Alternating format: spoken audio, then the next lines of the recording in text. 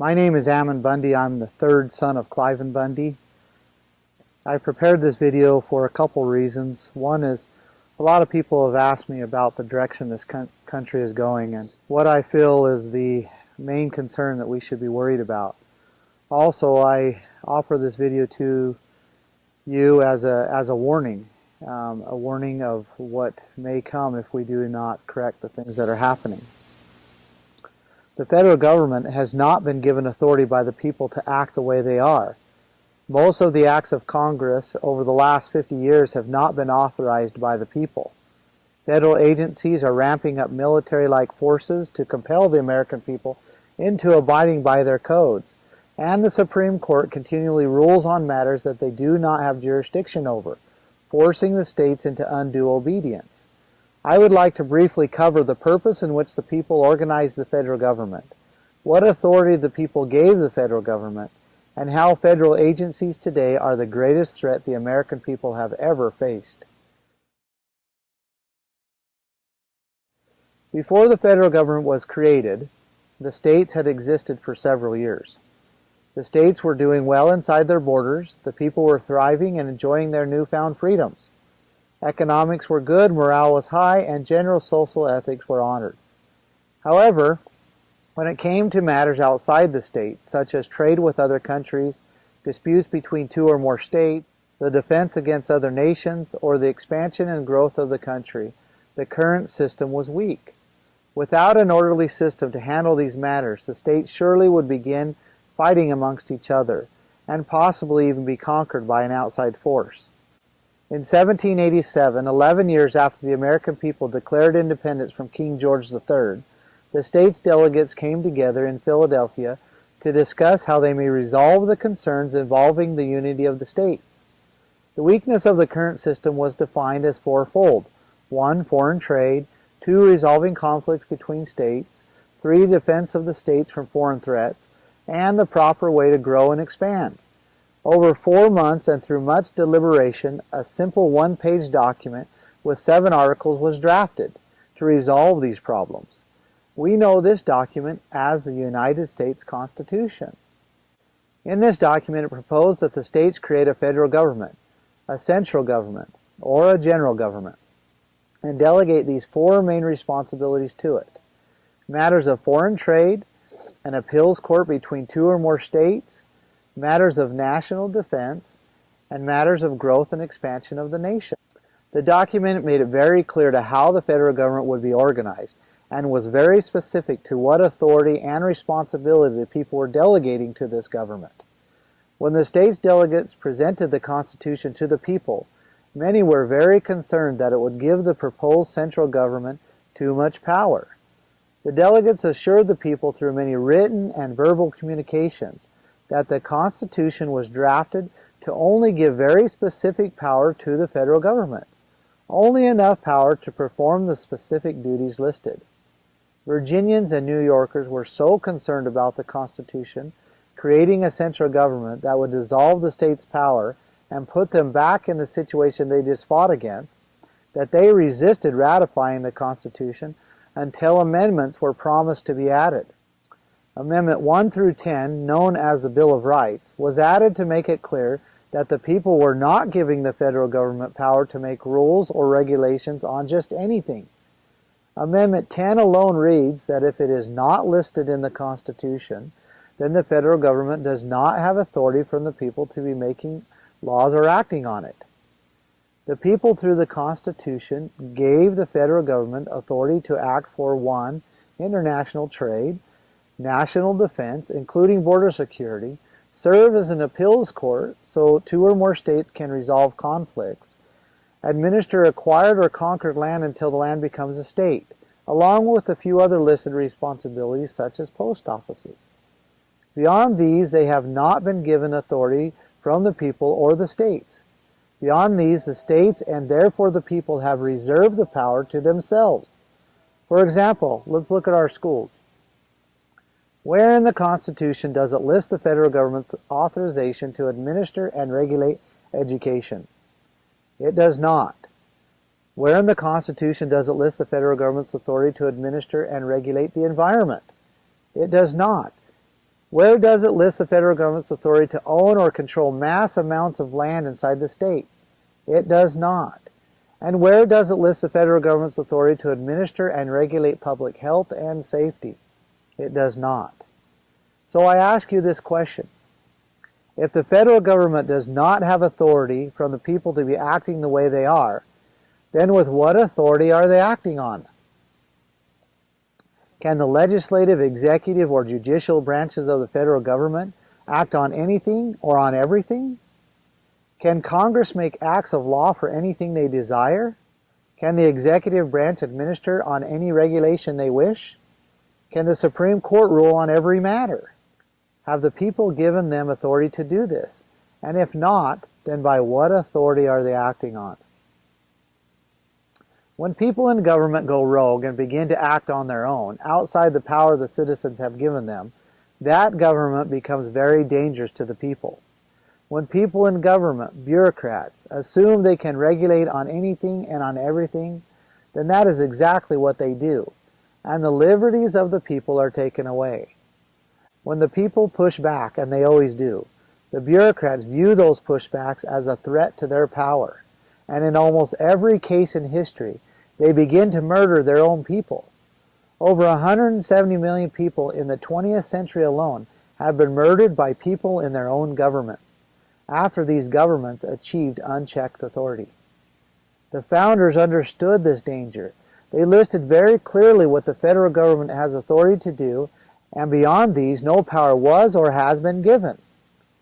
We American people are in a very precarious situation, whether we acknowledge it or not. We have a U.S. Congress that legislates acts for anything, acts that protect plants over people, putting citizens in prison for accidentally stepping on them, acts that can land you in jail for using the wrong light bulb, acts that force you to get health insurance or be fined and eventually imprisoned, acts that regulate the allowed temperature you can keep your home. The list goes on and is added to in every session. The majority of the acts of Congress today are illegal. They do not fall under the enumerated responsibilities the people delegated to them, and they break the constituted agreements between the states and the federal government. However, as bad as Congress may be, the executive branch is by far worse. They take these acts of Congress and manipulate them into anything they wish. They file in the Federal Registry codes that in their view are federal law, making these already unauthorized acts of Congress into tools to give federal agencies unlimited power. With military-like force, they come down upon the American people and threaten them with compliance to their codes, none of it authorized by the people. These agencies have found a way to create their own laws without the people's elected representatives. Over the past several decades, they have been organizing their own law enforcement regiments, building their own prison systems, and appointing their own judges. With this fraudulent system, they can arrest, prosecute, and incarcerate the American people for non-compliance to their arbitrary rules.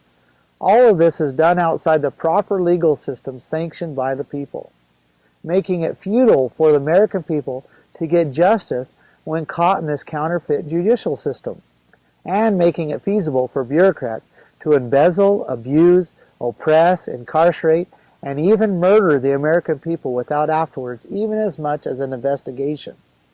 The American people are in a very precarious situation. To sum things up, the people created the federal government to perform specific duties that were better performed by a central government. The people gave the federal government authority to only perform those certain duties. The U.S. Constitution lists those certain duties. The federal government has neglected those duties, and U.S. Congress, with no respect for the people, are making acts way outside the list of authorized duties. Current and past presidents have created hundreds of federal agencies that have nothing to do with the listed responsibilities. And now these federal agencies have become so powerful that not even Congress or the president can rein them in or defund them. These bureaucrats today understand that the American people are becoming weary to their actions. They are building up forces so they can stay in power when the American people finally realize that they are no more than modern-day conquerors, just self-appointed predators. Now, two questions. Are law-abiding citizens obligated to obey unauthorized laws, codes, or regulations? And is it the duty of the citizen to make sure people in government only exercise on the authority given them? To present such gloomy information without some solution would not seem honorable. Yes, the above facts are alarming and extremely concerning. History is repeating itself. But there is a way that we can protect our liberties from the buffetings of these bureaucratic bullies. It is not easy, but I have personally seen it happen successfully several times. One of the founding principles that this nation was built upon is the right to local self-government and the protection of it. Federalism by doctrine means that each level of government checks and balances the other levels. When any level of government begins to act outside the authority the people have given it, it is the right and the duty of the people and other levels of government to put that government back in its place. As a prudent society, we have been wielded into thinking that the way to check and balance government is through the courts. This is simply not true for many reasons. The only way to ultimately check and balance and preserve liberties is by not allowing the action to continue. Federal, state, counties, and most important, the people, must not comply under any circumstance to legislation or regulation that violates the constituted agreements made with each other. We have found ourselves in this precarious situation because either we are ignorant to the constituted outlines or we are not brave enough to stand when we know something is not right. What the federal government is doing is illegal and will continue to destroy our freedoms until there are none left. The people must not stand for it. We have been the land of the free because of the brave. And if we do not exhibit bravery, suppressing fear, we cannot be free. This is an eternal principle. It is time for you to organize those around you and insist that your state, your county, your schools, and your city, and yourselves do not comply to the illegal, arbitrary action of the federal government. As you do this from time to time, you may have to rely on the people for protection. No, there's a time is now. We're doing that. No, the but time you need is to push now. these people back so they can do it safely. Push them back so they can do it safely. Leave. You know that we respect your authority as county officers.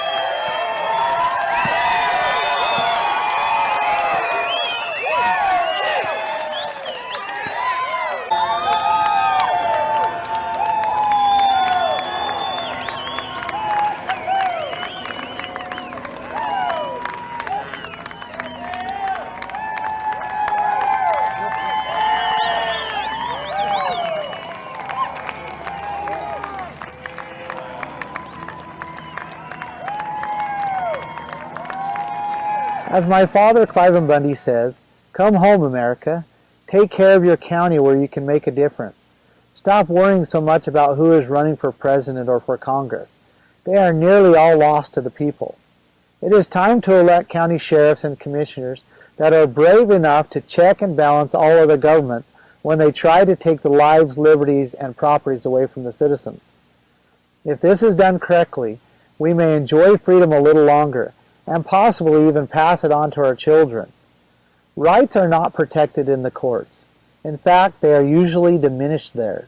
Rights are protected on the grounds that they were established.